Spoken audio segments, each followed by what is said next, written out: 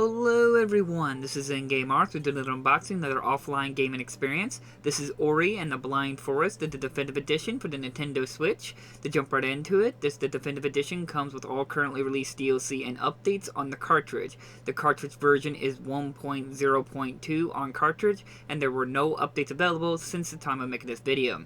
As I said, this definitive edition also comes with all currently released DLC on the cartridge as well. So this is a complete package, which is extremely nice. Also to add, this physical copy is from I Am 8-Bit. Now, I Am 8-Bit is generally a limited run physical copy company. They usually print a small number of physical copies, but lately they have recently done with like Untitled Goose Game and this game, they did a mass production storefront physical copies. So there's a limited copies now available on storefronts, sort of like at Walmart, GameStop, and so forth, instead of just having to go to their site. I do have to praise I Am 8-Bit for doing this, as a lot of these almost boutique stores, they only producing like 5,000 or a limited pre-order copies. It's nice to have as many physical copies available. I do not know how many I Am 8-Bit made of Ori and the Blind Forest, as well as a sequel, but I'm glad that they did produce mass numbers of them, because I'm more than happy that more people can get a copy. Now, I know it's just a little thing, but I just wanted to say thank you for I Am 8-Bit for doing that. Now, as you know, that Ori and the Blind Forest is actually a Xbox title. It was originally designed to be exclusive for Xbox, but Xbox or Microsoft has been doing a lot of partnership with Nintendo and with their Switch, and they've been bringing a lot of some of their titles to the Switch, which it's great. More games on multiple platforms, PC, Xbox, Switch, possibly maybe down the road PS4. Great, not PS4, PS5, whatever. But so going into it, it was nice to be able to finally play this game, as I don't have an Xbox, and this is one of those titles I was really hoping to go into it. Now, the best way I can describe Ori and the Blind Forest, for my personal experience, as a good disappointment. I know that this game is beloved by many, and playing it, the game is phenomenal. It's got really good style and presentation. The gameplay is very smooth and stylized. The music and the audio is extremely really good. It has a lot of well done around it. And with the Nintendo Switch, with to be able to mobile and everything like that, it's even making it more impressive to go on your go. The loading time can be a little weird at moments, because it can be quite a while when you start up the game and going into the game. It's got some pretty long load times. As well as, sadly, I did have the game crash 2 times on me.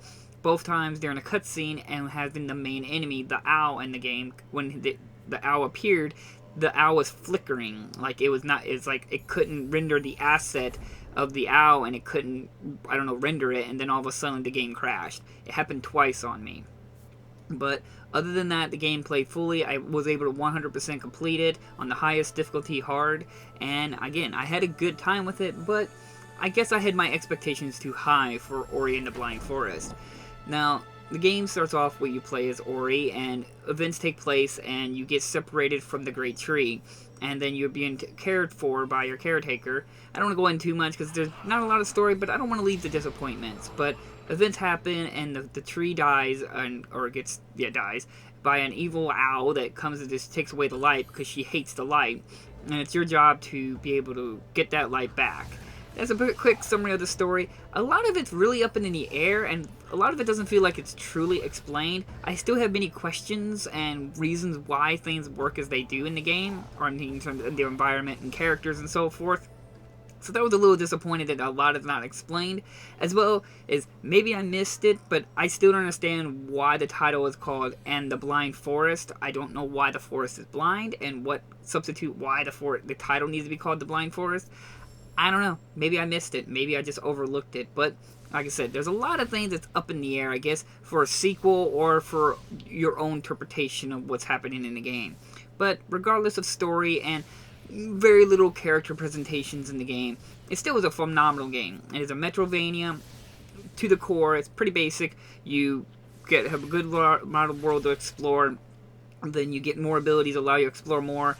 Every time you kill an enemy or find a special item, they'll allow you to increase your experience and use that points to upgrade certain assets in the game as well. So, really cool. It's your typical Metroidvania. You get progress, you get unlock more abilities to progress even further into the game. mostly, if anyone's been watching this channel, it's one of my biggest favorite kind of genres to play is Metroidvanias. That's where the disappointment factor comes into it, is that due to the fact that I probably played so many Metroidvanias and probably having some high expectations from the game, overall experience was eh. I was surprised that there was no big boss fights in the game. There was mini bosses, if you will, and some of the challenges in the game weren't super difficult for me.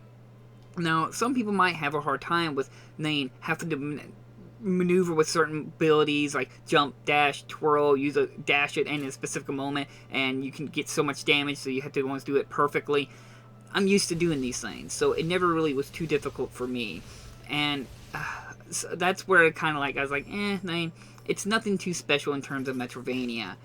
Graphically, though, I have mentioned this multiple times, graphics mean nothing to me. I do not praise games for having great graphics. They are nice, but they do not defy a good game for me. So, even though the game does look good, and I love the environment, I love those assets, it doesn't mean nothing to me. It's still good looking, but I don't hold it to anything of its standard of it. Overall, audio was very impressive. It had some good soundtracks, so audio and everything, but gameplay-wise, it was alright. I did like its fluidness and its reward of progression and finding hidden aspects, but compared to other Metroidvania games I've played, like Hollow Knight and so forth, it leaves a lot to be desired. I've yet to play the sequel to it. I do have it, and I probably will jump to it eventually. Overall, it was still a phenomenal game. I'd still say if you have a Nintendo Switch or an Xbox, then it's still definitely worth the pet in your collection. Then it was still fun. It had some good moments into it. It had some good challenge to it. And overall, I'd say it's a good starting point for maybe somebody who's into Metroidvanias. It does have a good difficulty spike a little bit, where it's like most Metroidvanias will slowly build up its difficulty. This one does definitely ramp it up, but when it ramps up, it kind of just stays there. But overall, it was still a good experience, though disappointing for my veteran experience as well as my vast library of playing Metroidvanias. So, it's still a wonderful gem of its kind, and hopefully the second one's going to be even better. Hopefully they maybe did a lot more learning and so forth to make the game even better. So I'm hoping to go into that one eventually, and I'm glad that we have a physical copy like this. I'm glad it's complete, and just overall, it was a decent experience for me. I did enjoy it. Though the Ori, the little white cat rodent thing, kind of reminds me of that little creature in Rain World. It's another like little indie title, and it's another game that's not as good as Ori, but it definitely, the creature in that kind of reminded me of the creature of this. If you've ever played Rain World, look it up. It's definitely another good little game. But overall, as I said, it's decent. Like I said, if you come across it, pick it up. It's not a full price game. You got the first and second one. It's all on disc, all on cartridge, and again, it's available on Xbox. So it's still a good game to put in your collection if you're into this kind of genre of game.